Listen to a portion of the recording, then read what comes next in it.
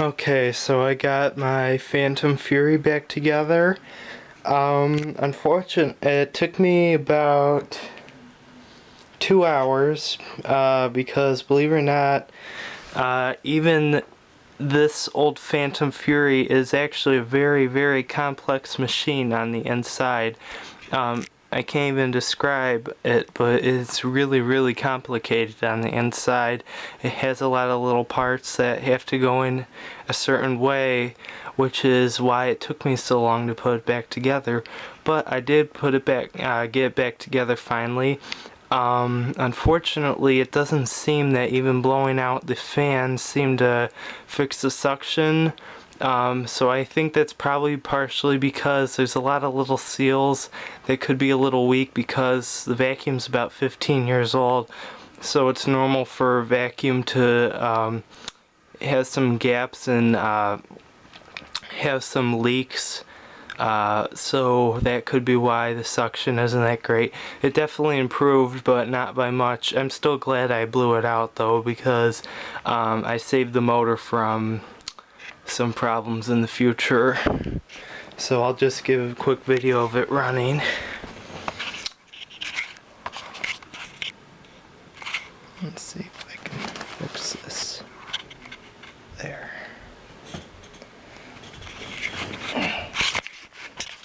Great. There we go. There.